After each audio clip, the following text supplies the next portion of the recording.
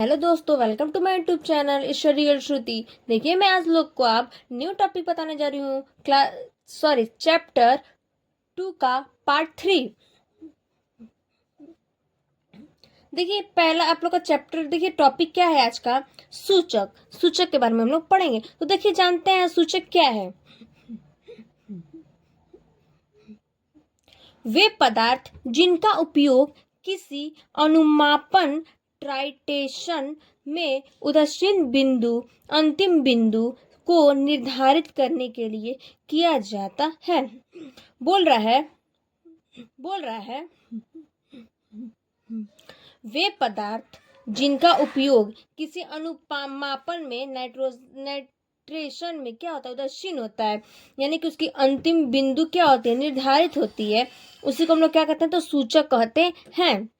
जैसे देखिए दिया यहाँ पे, अम्ल क्षार सूचक पे पदार्थ है, यानी कि जो अम्ल है वो क्षार क्या है, वो सूचक पे क्या है, पदार्थ है, यानी कि निर्भरित है, जिनका अम्लीय तथा क्षारीय विलयन में भिन्न भिन्न होता है। बोल रहा है इसमें कि जो अम्लीय क्षारीय विलयन होता है उसमें क्या होता है, इसके रंग क्या होते हैं, भिन्न भिन्न होते हैं, यानी कि अलग अलग होते हैं। जैसे में देखिए एग्जाम्पल में नोट करके है क्या, जैसे हल्दी, लाल पत्ता गोभी, यानी कि लाल पत्ता गोभी, और पिटूनिया या जेरानियम जैसे फूलों की पत्तियां आदि भी सूचक के रूप में प्रयुक्त की जाती है। आइए इसका पहला हम लोग हेडिंग देखते हैं, क्या प्राकृतिक, यानी कि सूचक का प्राकृतिक क्या है।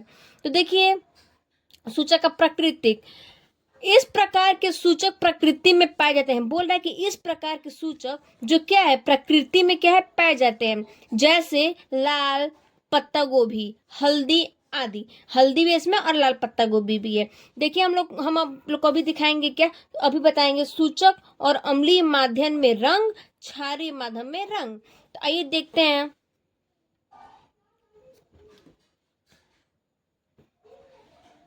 देखिए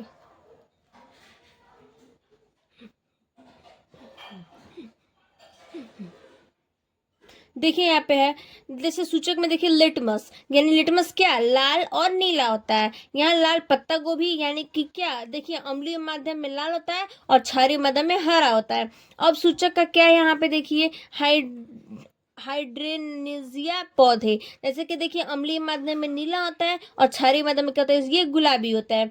आइए देखते हैं हम लोग दूसरा टॉपिक क्या है। दूसरा टॉपिक है संश्लेषित सूचक, यानी कि संश्लेषित सूचक के बारे में। आइए देखते हैं संश्लेषित सूचक क्या कह रहा है। संश्लेषित सूचक कह रहा है, प्रयोगशाला में निर्मित सूचक संश्लेषित सूचक कहलाते हैं। बोलो, जो प्रयोगशाला में निर्मित सूचक होती है वो क्या होती है, संश्लेषित सूचक, तो उसको क्या बोलते हैं, कहते हैं। यहाँ पे जैसे सूचक है तो सूचक और अम्लीय माध्यम में रंग, क्षारीय माध्यम में रंग। तो यहाँ पे दिया है फेलिन, और देखिए अम्लीय माध्यम में क्या, ये रंगहीन है, और क्षारीय माध्यम में गुलाबी।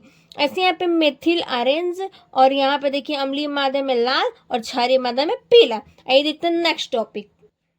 और देखिए यहाँ पे नेक्स्ट टॉपिक है क्या आप लोग का, गंध युक्त सूचक, यानी कि हम लोग पढ़ेंगे क्या, गंध युक्त सूचक के बारे में।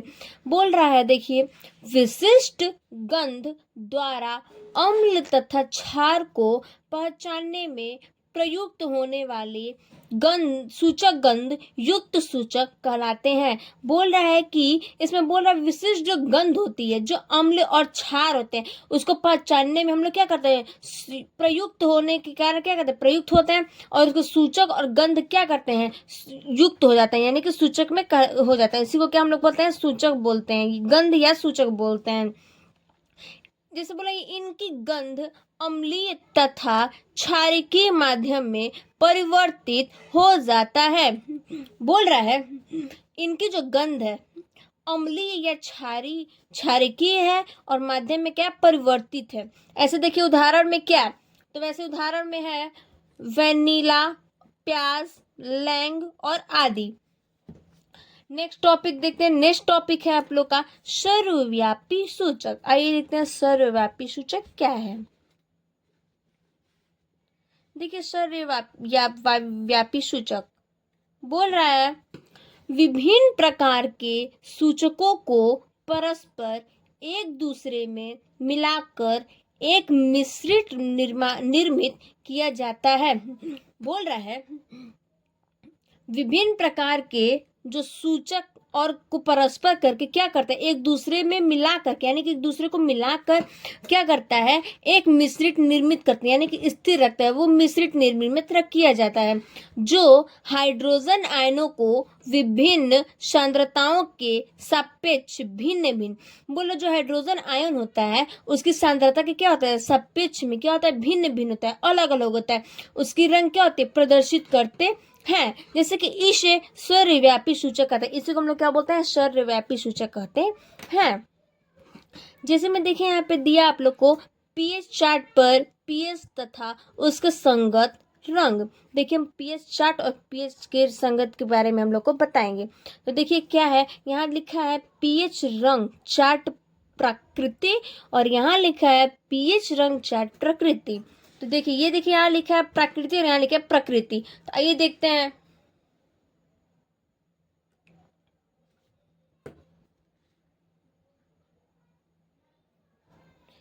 देखिए यहाँ पे जीरो गहरा लाल अम्लीय, यानी कि जब जीरो गहरा रहेगा मतलब कि एकदम गहरा लाल रहेगा तो वो अम्लीय में रहेगा, और पीएच माइनस का क्या रहेगा, 1 एक लाल अम्लीय। ऐसे यहाँ पे है 2 हल्का लाल अम्लीय और यहाँ पे 3 नारंगी लाल अम्लीय।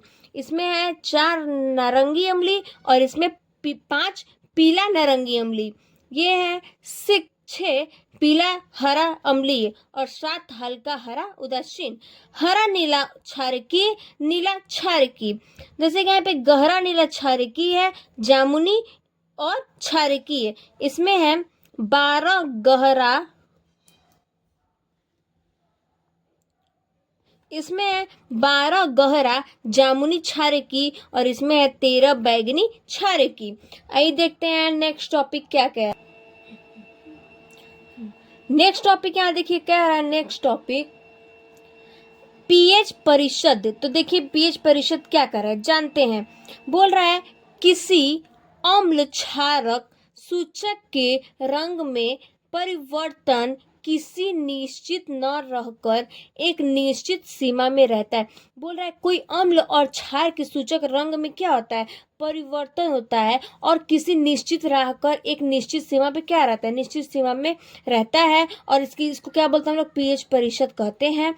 जैसे में देखिए यहाँ पे बोल रहा है क्या, पीएच के साथ सूचकों के रंग में परिवर्तन। बोल रहा है पीएच के जो सूचकों में क्या है, उसमें रंग में क्या है, परिवर्तन है।